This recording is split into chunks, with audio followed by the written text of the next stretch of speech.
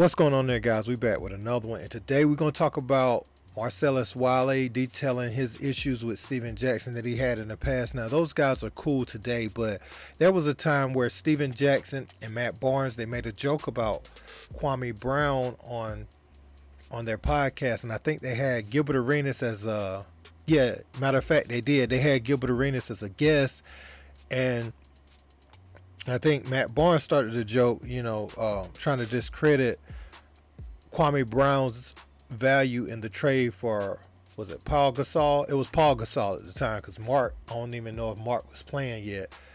I don't think Mark was in the league yet, but it was Paul Gasol traded for Kwame Brown.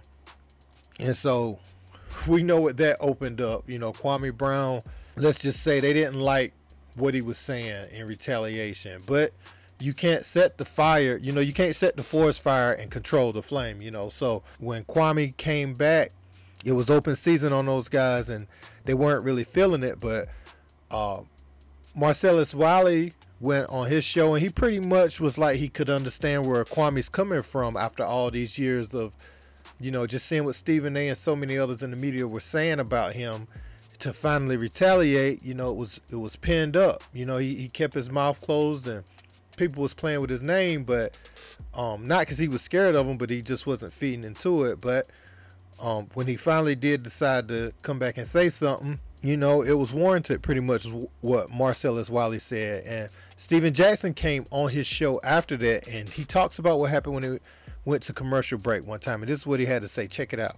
Steven was not happy with me. He thought I sided with Kwame. I don't side. I just think Kwame got some shots off.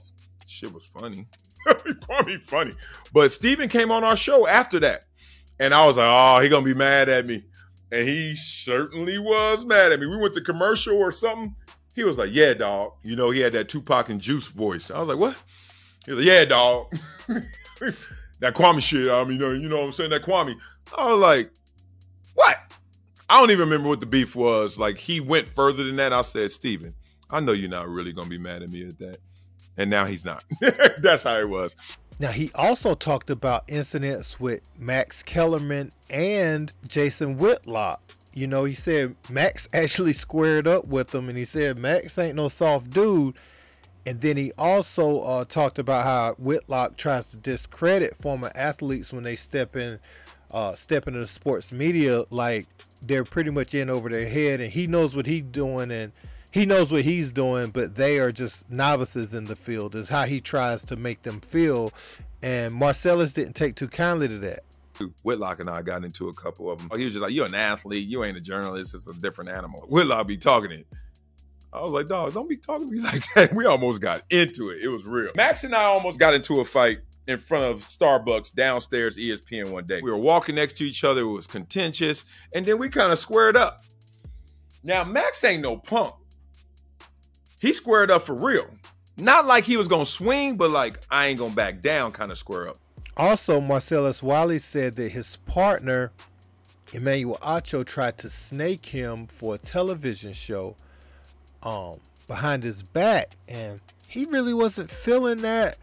And he said, if Emmanuel would have came to him and told him that was his intent from the get-go, he would have been happy for him. But it's different when you're smiling in this dude's face every day and y'all think y'all got something good going on together, but behind the scenes, he's talking to the higher ups, trying to branch off and do his own thing. Because one thing that can cause is, it could cause you not to have your ducks in a row while somebody else just makes a sudden move on you. And that aspect right there isn't cool. So I can understand why he was upset with Emmanuel Acho.